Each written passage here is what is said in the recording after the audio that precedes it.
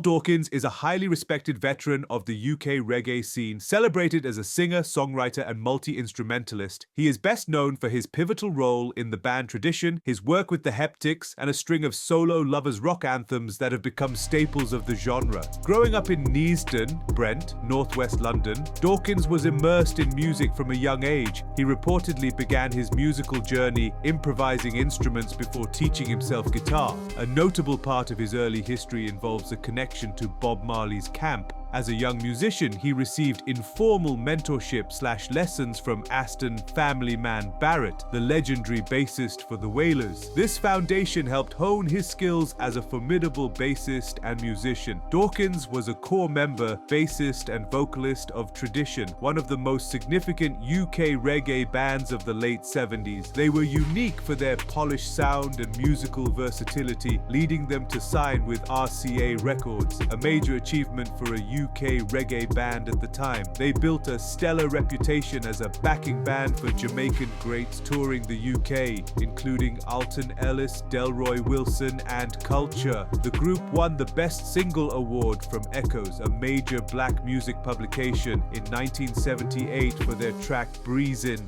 After leaving Tradition around 1979/1980, Dawkins formed the Heptics along with Angus Gay and Paul Thompson. This group was a distinct UK outfit that produced pure lovers rock gold, releasing classics such as Little Girl and Natural Woman. These tracks are defined by their smooth, romantic lyrical content and the rubber dub bass lines characteristic of the era. Paul Dawkins established himself as a solo force during the lovers rock golden era, late 70s to mid 80s. His voice, soulful, smooth, and emotive, was perfect for the romantic reggae style. His classic anthems include To Love Someone, arguably his biggest solo hit, and a quintessential lovers rock anthem, as well as Sweet Feelings, which cemented his status as a singing doctor of the genre, and One More Step. Paul Dawkins has remained active for over 5 decades. Unlike many artists who faded after the 80s, he continues to record and perform, recently being honored with the Male Legend 2024 award for his lifelong contribution himself as a solo force during the lovers rock golden era, late 70s to mid 80s. His voice, soulful, smooth, and emotive, was perfect for the romantic reggae style. His classic anthems include To Love Someone, arguably his biggest solo hit and a quintessential lovers rock anthem, as well as Sweet Feelings, which cemented his status as a singing doctor of the genre, and One More Step. Paul Dawkins is not just a performer, he is a pioneer who helped bridge the gap between Jamaican roots reggae and the distinctly British lovers rock sound. He brings a catalogue of hits, To Love Someone, Natural Woman, that the Legends of Legends audience will likely know word for word. And here he is right now in a backstage podcast interview with Selector Mikey Biggs, courtesy of the Explosive Beats Daily Podcast Network.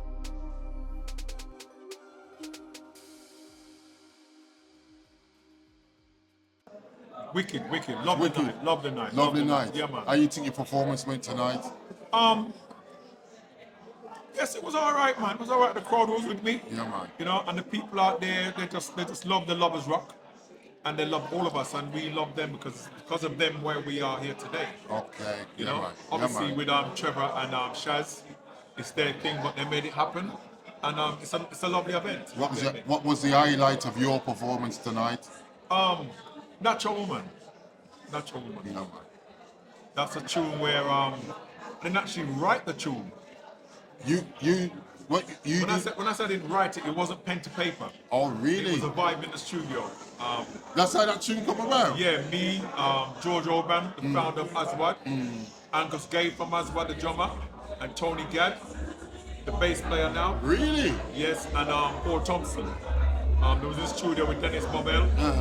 And no, sorry, not Dennis Bobel. Well, he wasn't there at the time. Leroy Records. Okay. And they were there jamming, and they said, look, I heard the bass line, and a brother named Dave was playing the bass. And I went into the studio and I said, listen, just keep jamming. And they start to jam. And I just went in and put the headphones and I said to them, just press record. And when they pressed record, I just sang from top to bottom. Never sang it again. Wow. It was just a vibe. It was a vibe. Just a vibe. Sometimes that's how the best tune them come out, yeah, you know. Definitely. That's how the best. All right, so here this now. We're gonna start from the beginning. What made you say, I want to do this, I want to sing reggae music? Well, we used to go to a club called Burton's back in the days, and I remember going there for the first time. Where was Burton's? This was in Cricklewood. Okay. I was about 14, you know, you sneak up to the house, and I went into the club, and we got into the club, the guy let us in, and said we must behave ourselves. What year was this? Oh, jeez, boy. Early 70s. Okay. Yeah, early 70s. 70s coming up. Okay. And I remember standing there and listening to these people like W. Dobson, Alton Ellis, The Chosen Few, Dennis Brown. I'm going to myself, I didn't know that black men could sing like that. Wow. And I said to myself, you know what? That's what I want to do. And I used to mimic their songs. Every Friday I go there, I'd walk behind my friends when they were going home, 3, 4 o'clock in the morning, sing along to the song, but not realizing that I was actually training my own voice. Okay. But before that, I was actually a bass player. Oh, really? Okay. Yes. Was you playing in a band or anything? No. Or you just... No, at first, what happened was, my first guitar made in school, bass guitar. But my cousin George Orban came to one day and he said he wants to form a group. So I said, okay. And he said, Paul, you play bass, I'll be keyboards. And we brought in Tony Gadd, Joe, and a brother named Joe. Okay. At the time, we didn't have a guitarist. So Brinsley Ford now, who lived in Neasden, and double deckers and police service. Yeah. We weren't really moving together. It was like he was doing his own thing. So we heard that he had a guitar. So when I knocked on his door, his mum opened the door and I said, "There's Brinsley there." And she goes, "Yes." So he came downstairs. I said, "Well, look, we heard that you've got a guitar." He said that, "Well, I don't really know how to play." So I said, "So don't worry about that. We're still all learning." So he didn't have hardly no strings on the guitar. So I said, "Look, all of us put together and we bought strings for his guitar." And then that's how the band started to progress from there. George, me, Tony, and Brinsley. This is the group name Heptics them time. No. We just never had no name. We didn't have no name. We didn't have no name. Okay. So we was there rehearsing each other's houses. And then George had to go back to Jamaica now. Because obviously we're young. Yeah. Kids, and his dad said, you gotta move. So George said, "Paul, keep it going till I come back." I said, "All right, no problem." So the other two guys kind of left me and Brinsley. So we're doing talent contest shows all over the place. Every day we're meeting up. And we went to a place called Beckford Hall in Aston. Okay. And we done a talent contest show in there and we won the talent contest. I think the following week we heard that Junior English was looking for us. Junior English. To put a band together. Went down to see him, and then you had Graham from the Mohawks. That time there was a group called the Mohawks, and they done the first reggae version of Let It Be. These are big men to me. Then you had John Bago on drums, and Ebron was the lead singer. Next thing you know, we was back in Junior English, on the road and all over the countryside, Manchester, Birmingham, Huddersfield, and I was just playing bass, not thinking that I'm gonna sing down the line. It went on till what happened was now the group broke up, and then... Hang on, what year did the group break up? I would say 71, 72. See that you still didn't have a name of the group at the time? No, well, that group with Junior English, that was called Concords. Okay. We came up with saying Concords at the time. So the group broke up, and that left me and Brinsley now, still doing a little bits here and there, but George came back. From Jamaica? And he come and checked me and says, "Paul, I'm going to start a new band." He came with the name Aston. A lot of people don't know that.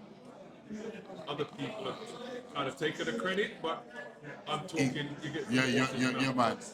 So, went down to Lambert Grove and I bought my bass guitar. And George said, "No, this is the band." But at that time, I was like into, as I said, singing to Alton Ellis. They would want to be more roots. And I said, "George, you know what? No, I want to do my own little thing." Yeah. So I left from there. Then they formed the Aswad group. Then I met up with some of my colleagues, Christopher Henry, Leslie McNeil, God rest his soul now, Tony Matthews and Paul Thompson. And that's when we formed the group Tradition. See, okay. When I went there now. What year was this now? Oh, this was 74, about 74. 74 when, okay. Yeah, but what happened was when I went there, I couldn't play bass because they had a bass player ready. Already, So yeah. what I would do is I would teach him what I knew because obviously I was playing bass before him. So one day we were there jamming and I just started to sing. I said, well, we didn't know you could sing. I said, well, I didn't realize I could sing. But it's from coming back from Burton days. Yeah. So they said, Paul, you want to join the band? We joined the band. And then that's how tradition started to move out. So a lot of the writing was me and Leslie McNeil and Paul Thompson. Okay. A lot of the bass lines that I would create and the harmony structure. But within that now, I started to branch out. And why was that? I had so much in me. So much music I wanted to, explore and things, but we were still tight. So D-Roy Records came about. That's another story by itself. That story is so long that I can't even go down that road. Oh man. So we started to, I said to Delroy one day, D-Roy Records was a sound. So I said, Delroy, why don't you go to the studio and make your own tunes then? He goes, well, I don't really know nothing about it. I said, don't worry about that. You suggested that to him? Yes. And that's how... Right. And that's the gospel. All right. So, what was that time? Because that was like 70, what? Yeah, 4, yeah. What was it like around at that time? What was London like? Well, England, because you've already travelled around the country or whatever. Well, 74 now, 75. Things were good. Yeah. It was just music, raving. I mean, we could walk from Aston to Ladbroke Grove, 2-3 o'clock in the morning, and on the way, you see a set of guys coming from Ladbroke Grove, a set of guys coming from Aston, and it was just when we meet up, it was all love. Yeah, what's happening in Aston? Oh, there's a downstairs. There's one in Ladbroke Grove. And on the way back in the morning, we'd meet up again. It wasn't like you can't come here and it was just love. It was just music we needed at that time. Yeah. You know? Yeah, it was good times. Okay. And as I said, when we went into the studios, we didn't go in the studios to make no lovers rock. We were just doing music. So all right then. When did you meet Delroy? Right. I knew Delroy from a longer time because he had a song called Success Sound. Yeah. He used to play at Spinners and Burton's, Kingfishers, all over the place. And I said, I went up to him one day, I said, Delroy, what are you making all those tunes? And he said, no, but I said, Delroy, book this studio, Gooseby Studio, and I will bring the people down. I go Angus Gate, Tony Robinson, George Oban, Dave, and Paul Thompson. And we went in there, one of the first songs we done was a tune called Little Girl, what I sang for him. Yeah. A Little Girl, and then we started to do, we done the first reggae version of Mind Blowing Decision. Yes. That was Jeffrey Liscott. Yeah. And then Natural Woman came about. So I was working both sides of the fence with tradition and with D-Roy Records. D-Roy Records, yeah.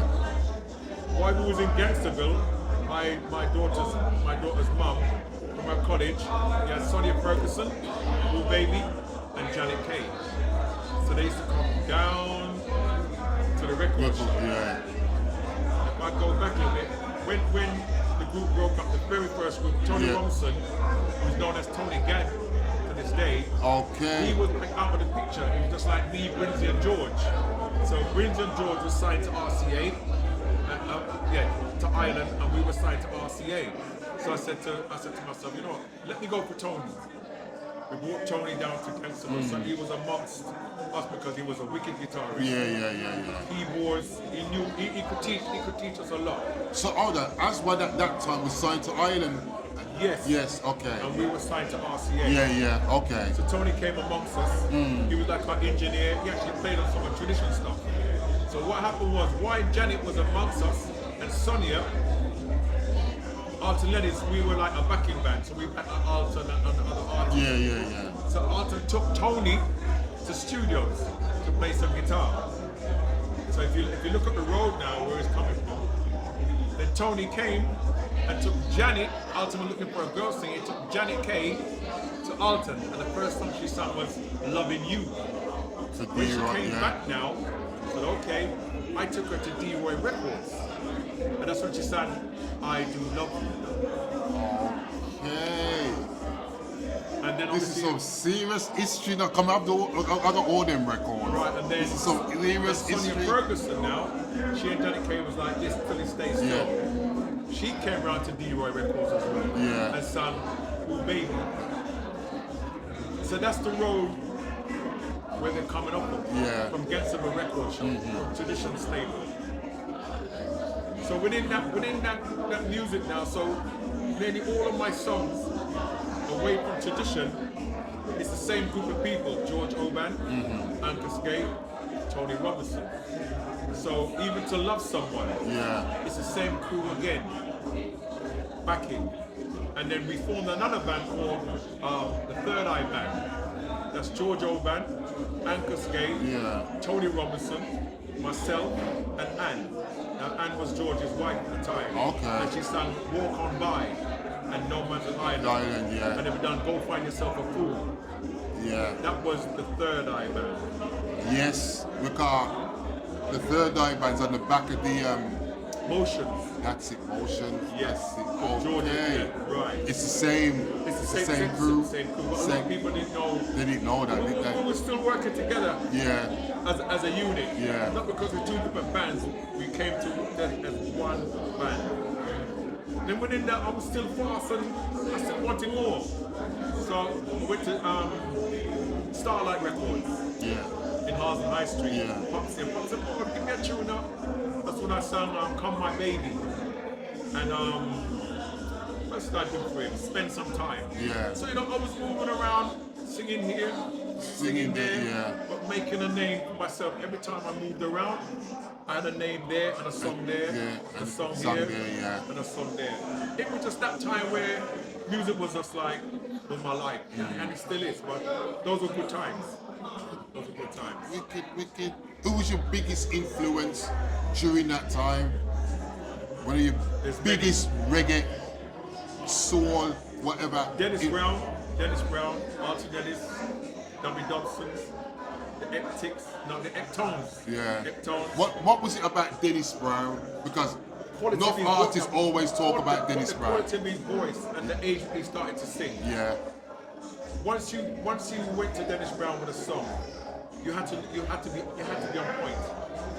The production had to be spot on. I've never heard Dennis Brown sing a song what the production was like. For real. And his voice carried weight. The melodies and there will never be another Dennis Brown or anybody matching to Dennis Brown. Everybody individually. Alton Ellis he had his own thing, a unique voice. W. Dobson, Pat Kelly, Delroy Wilson, and all those guys are my egg. And I just wanted to be like them and make a song where, people can say, I want to do what they've done. Man, and God willing, and God blessed me with a couple of songs. It really did, man. You know what I'm saying? Natural Woman. That's a big song for you, fam. Oh yeah. Definitely a big song. I'll make another one like that. I've got other songs, but I don't think I said it came from nowhere. To love someone was a one take as well. Just one take. One take. Wow.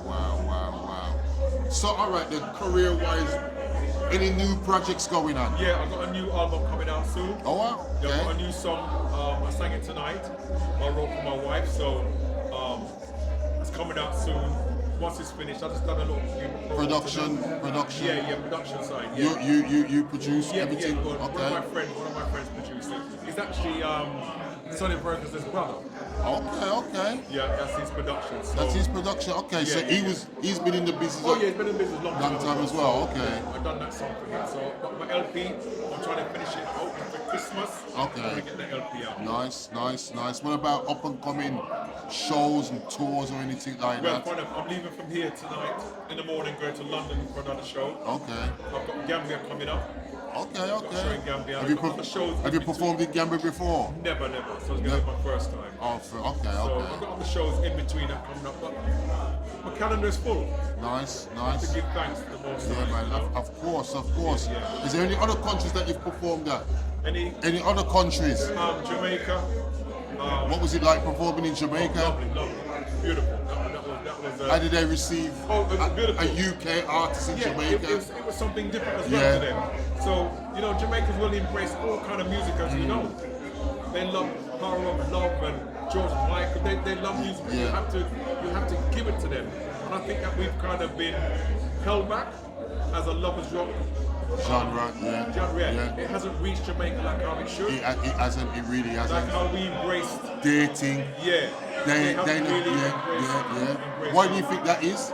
I don't know. I'm trying to get my head around it. Why? Why wouldn't they embrace it? Because I would say 95% of the Jamaican artists, they broke here. Yeah, that's right.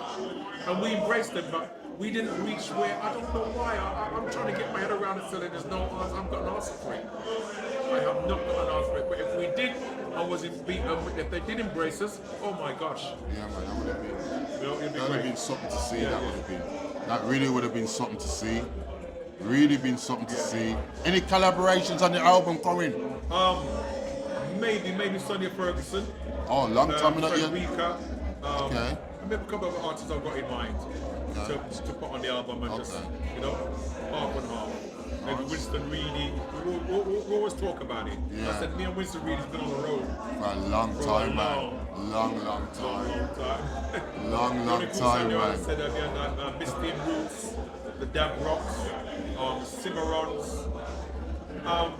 Those are the groups that stood out to me in our area. Yeah. So, because back then time there was a lot of bands back then, a lot of British reggae bands going on and doing some really good things back in them times.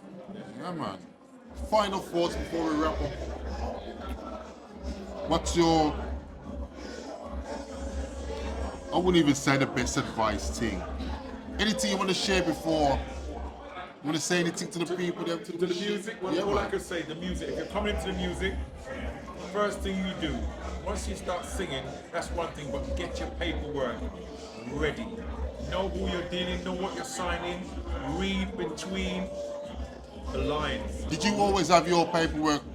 No, because obviously them time there. Yeah, them time we were just in the music, so we were just tunnel vision. We didn't look at no paperwork, although the letters were massive. We didn't look at that. Forget about the small print.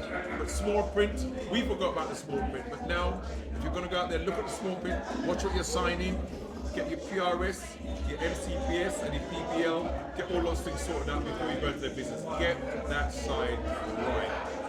The business kind of gone down because it's not like it used to be. Yes. It's not like it used to be, but just get that right and keep going because it's a hard road. Yeah. It's not easy.